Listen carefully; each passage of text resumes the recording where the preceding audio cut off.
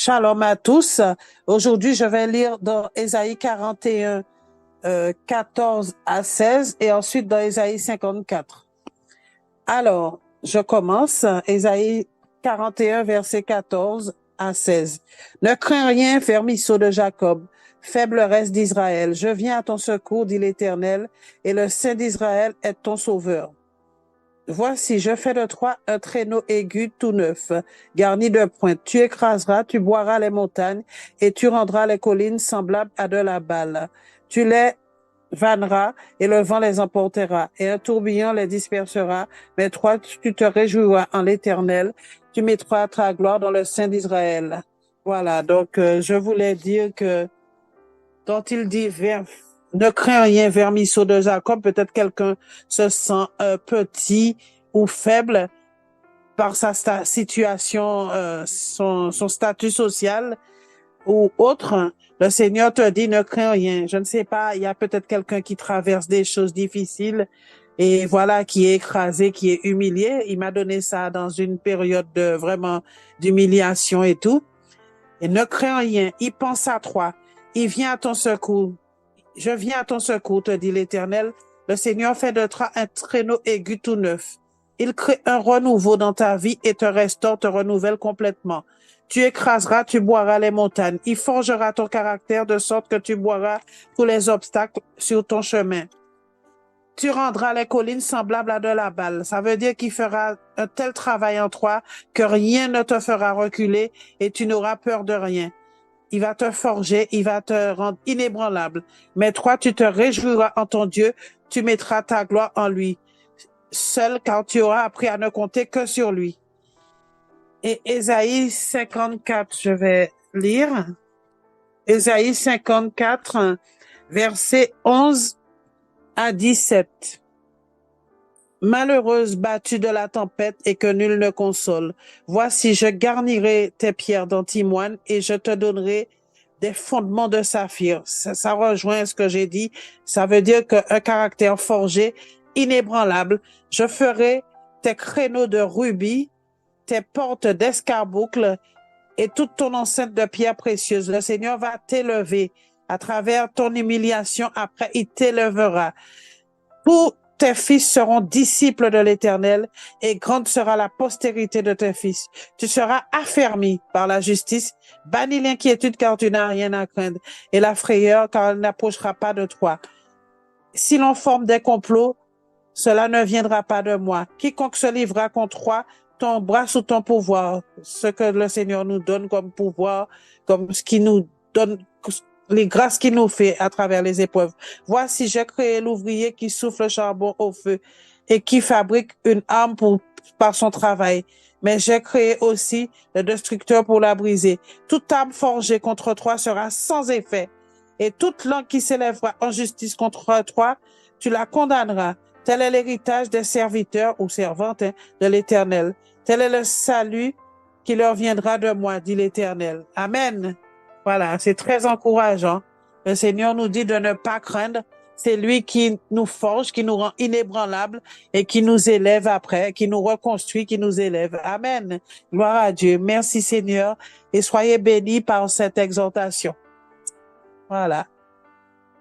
Shalom, shalom.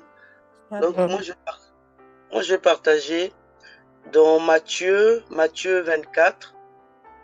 Pardon, excusez-moi. Matthieu 6, 24. Donc, je vais lire jusqu'à 27.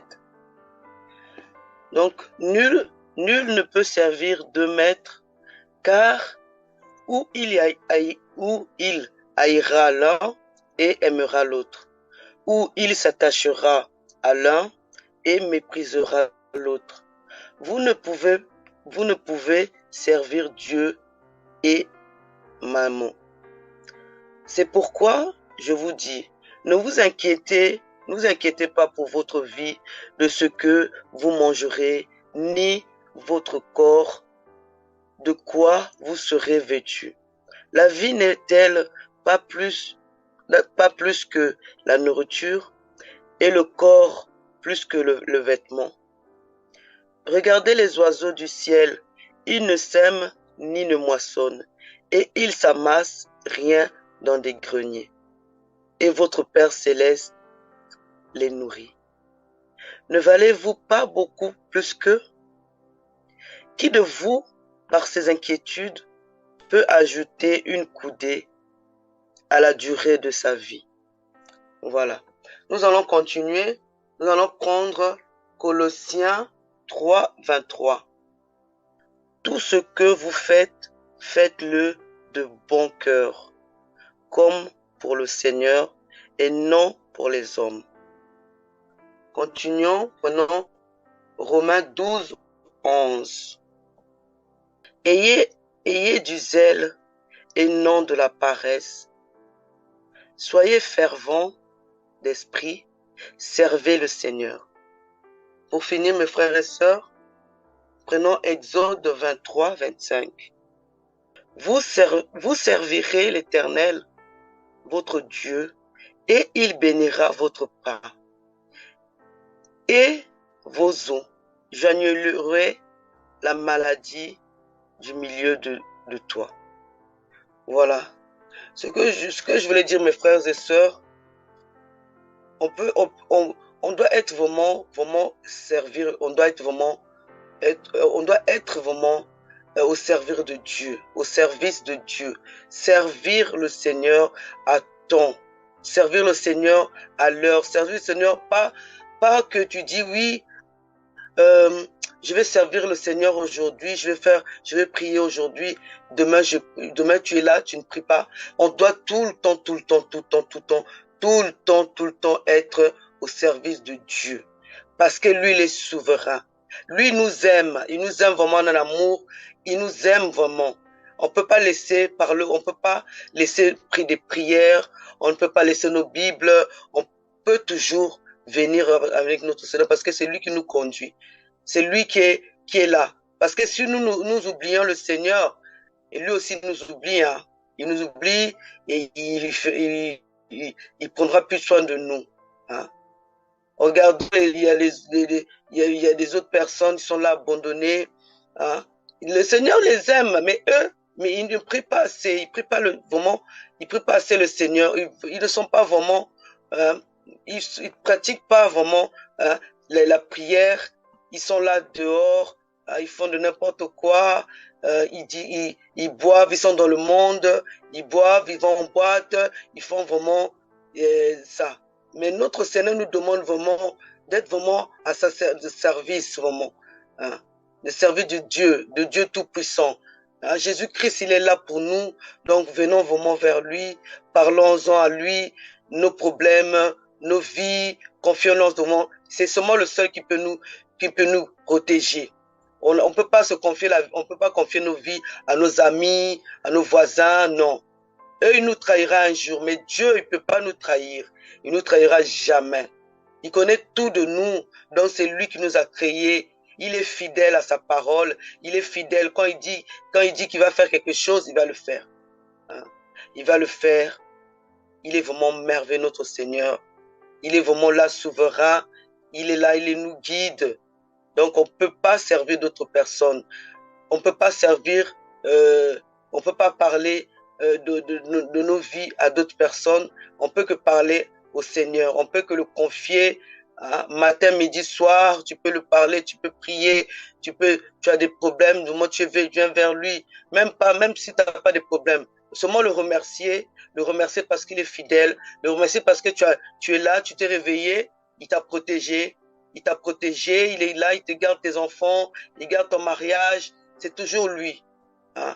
Il t'a donné un bon mari, il t'a donné une bonne femme, remercie-le, il t'a donné des beaux enfants, hein. Tu es là, tu es en bonne santé, hein. Tu es là vraiment, hein. C'est pour vraiment le mettre toujours devant nous, hein. Toujours devant, avoir la confiance aussi, avoir la foi. La foi, tu vas vraiment avoir la foi. Si tu as la foi, tu te dis toute chose que je vais faire, le Seigneur est là. Le Seigneur est ma force. Le Seigneur est mon guide. Mais lui, tu vas voir des choses qui vont arriver dans ta vie.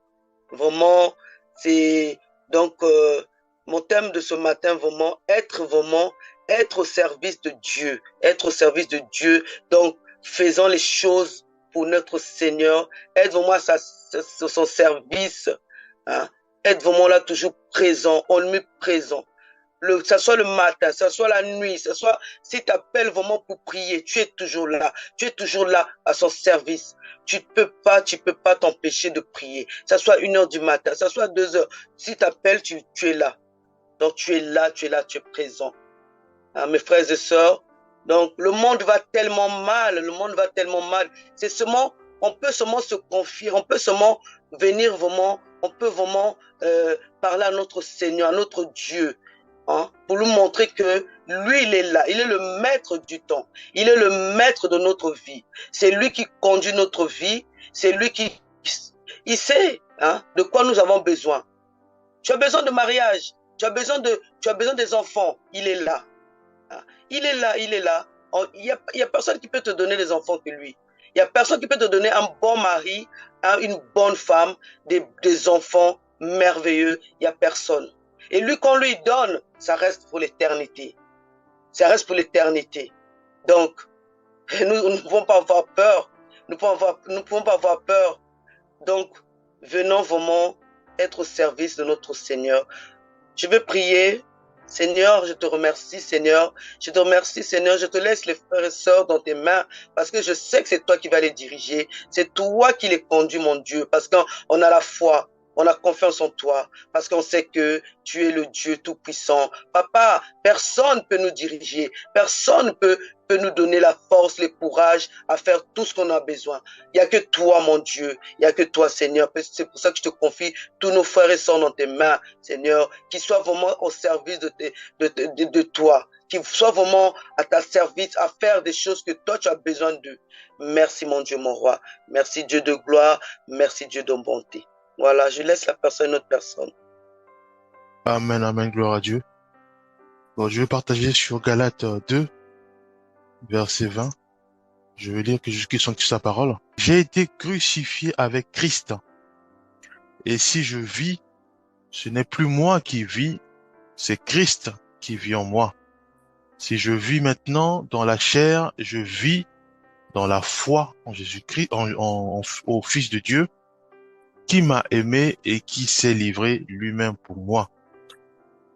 Donc, ce passage commence par dire que j'ai été crucifié avec Christ. Donc, c'est l'image du baptême. Hein. Donc, pour ceux et celles qui empruntent ce chemin du baptême, hein, ce beau chemin du baptême. Donc, c'est ça l'image. C'est-à-dire quand on se baptise, nous nous crucifions avec Christ. Et Christ maintenant habite en nous. Christ maintenant prend tout le contrôle donc de notre vie, que ce soit nos problèmes, c'est lui qui prend en charge. C'est lui qui prend en charge nos pensées, c'est lui qui prend en charge nos désirs, c'est lui qui accomplit selon sa volonté nos requêtes. Bon, et il est dit, et si je vis, ce n'est plus moi qui vis, donc je remets maintenant tout aux mains du Seigneur, car je sais que lui, dans mon corps, lui qui tient les manettes ou qui tient le volant de ma vie, il va me conduire vers le Père, donc au bon port. Bon, donc, mes désirs, je les confie directement au Seigneur. Donc, si j'ai des désirs ou j'ai des besoins qui traversent mes pensées, je les confie directement au Seigneur, car je sais que maintenant, ce n'est plus moi qui vis, mais c'est Christ qui vit en moi. Et je sais que lui seul, il va agir. Donc, si je suis malade, je confie cela à notre Seigneur, parce que c'est lui qui tient ma vie. Si j'ai des difficultés, ça peut être des problèmes de mariage, des problèmes d'enfantement, des problèmes de travail, des problèmes de voisinage. Bon, beaucoup des problèmes hein, que nous connaissons. Chacun de nous aussi voilà. À ce moment-là, je confie tout ça aux mains du Seigneur, car je sais que lui seul, il va réaliser ou accomplir toutes mes requêtes selon son timing, selon sa volonté. Voilà. Et à ce moment-là, j'ai beaucoup aimé la suite de ce verset qui dit Et si je vis maintenant dans la chair, parce qu'effectivement, il y a toute la chair qui est là, où il y a la peur, où il y a des questionnements, où il y a le doute, où il y a toutes sortes d'inquiétudes, toutes sortes d'interrogations. Mais il dit, je vis dans la foi en fils de, au fils de Dieu. Donc à ce moment-là, toutes ces inquiétudes, tous ces blocages sont démolis par la foi au fils de Dieu. Donc le Seigneur nous fait comprendre que dès le départ, nous nous engageons par le baptême, c'est-à-dire que nous crucifions avec Christ. Et à ce moment-là, quand nous ressortons, c'est maintenant Christ qui prend le contrôle dans notre vie. Jésus-Christ qui prend le contrôle dans notre vie. Et à ce moment-là, maintenant, je m'efface, je laisse tous mes blocages, tous mes défauts, tous mes difficultés à Christ. Lui seul, maintenant, il prend le relais, il me conduit moi selon sa volonté. Et à ce moment-là, selon son timing, tout va se débloquer. Voilà, nous maintenant, comme je suis charnel, je vis dans un corps, donc voilà, c'est le charnel. À ce moment-là, je suis parfois aussi influencé par le doute, par les questionnements. Et à ce moment-là, Dieu maintenant me dit que je dois les démolir par la foi en Dieu, à son Fils Jésus-Christ. Donc il y a le baptême, il y a la conviction de tout laisser ou la volonté de tout laisser à Jésus-Christ, mes défauts, voilà, tout ce que je traverse comme difficulté, tout mon corps, tous mes projets, je les confie à Christ et j'ai aussi, de l'autre côté, j'ai la foi pour démolir les, les réflexions, pour démolir les questionnements, pour démolir les doutes. Voilà nous. Donc, Dieu nous appelle à avoir une foi ferme en lui. En tout laissant à Christ et en se laissant lui nous diriger, en se laissant lui prendre la décision à nos projets, à nos désirs, à nos requêtes. Voilà nous. Et maintenant, mais j'ai pas la foi. Comment faire pour manifester une foi ferme de manière à démolir les questionnements, à démolir les regards des autres, à démolir euh, les moqueries, à démolir les préjugés. Et à ce moment-là, Romains 10, 17, c'est là où euh, il fait son apparition, où il est dit, ainsi la foi vient de ce qu'on entend, et ce qu'on entend vient de la parole de Christ. Voilà nous. Donc, le Seigneur nous fait comprendre de manière simple que la foi, c'est pas quelque chose qui est difficile, c'est pas quelque chose qui est compliqué, c'est pas quelque chose où pour l'acquérir il faut passer par les rituels. Non, il dit simplement que la foi vient de ce qu'on entend. Donc si moi j'entends que les critiques, j'entends que des moqueries, j'entends que des préjugés, à ce moment-là, c'est ça qui va booster ma foi sur ce que j'entends. Donc, je vais commencer à être amer, je vais commencer à m'inquiéter, je vais commencer à laisser envahir la tristesse, à en laisser toutes tes pensées monter en moi. Or, Dieu me dit à moi que je dois entendre la parole de Dieu, puisqu'il dit la foi vient de ce qu'on entend, et ce qu'on entend, il donne la précision maintenant, pas des critiques, pas des préjugés, pas de la moquerie, mais non, il dit non, vient de la parole de Christ. Donc, on voit bien que c'est juste la parole de Christ seule qui doit rentrer en nous à travers nos cinq sens. Tout ce que nous voyons, nous devons regarder la parole de Dieu, donc lire la parole de Dieu et mettre cela en pratique. Tout ce que nous entendons, nous devons écouter uniquement la parole de Dieu. Voilà, nous devons proclamer la parole de Dieu. Mais bien aimés, nous devons réaliser que si nous faisons ainsi, oui, nous boostons notre foi. Mais pourquoi? Pourquoi faire? Mais pour démolir les questionnements, pour démolir les doutes, pour démolir cette façon de faire par nous-mêmes. Parce que nous voulons, au départ, souvenons-nous, nous voulons tout laisser au pied de la croix. Nous voulons tout laisser, donc nos questionnements, nos doutes, nos projets, tout nous voulons le laisser, nous voulons les laisser aux mains du Seigneur. Et nous savons que pour croire déjà au Seigneur, nous devons avoir la foi. Et on sait tous que maintenant la foi vient de ce qu'on entend, et ce qu'on entend vient uniquement de la parole de Christ. Voilà.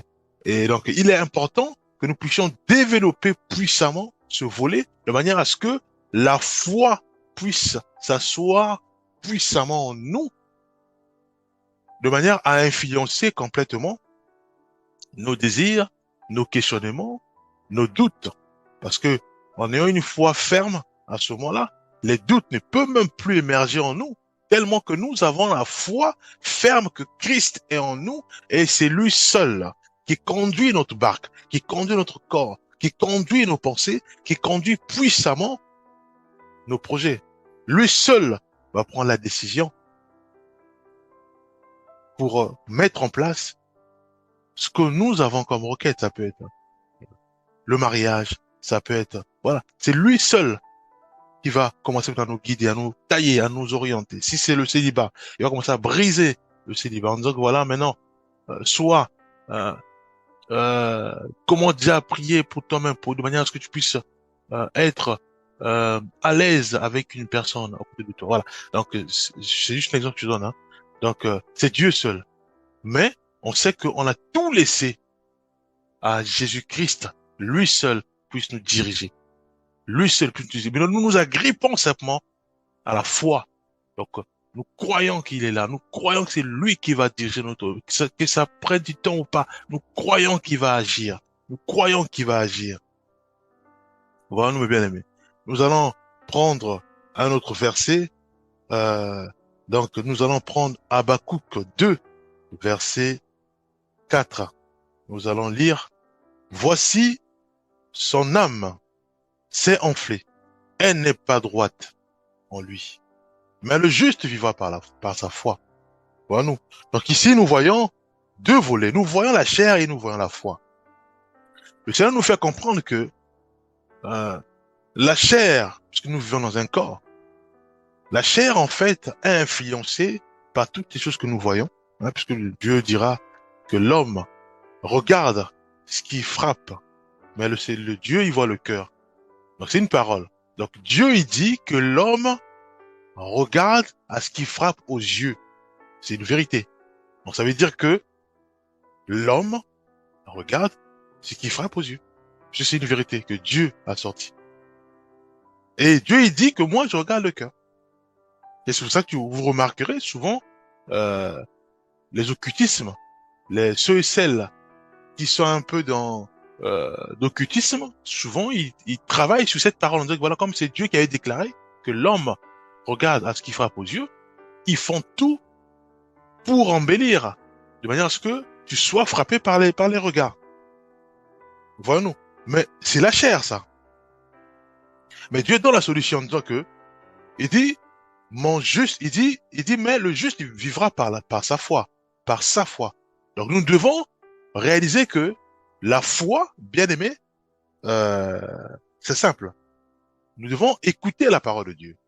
Puisqu'on dit la voix vient de ce qu'on entend, et ce qu'on entend vient de la parole de Christ. Nous devons simplement écouter la parole de Dieu.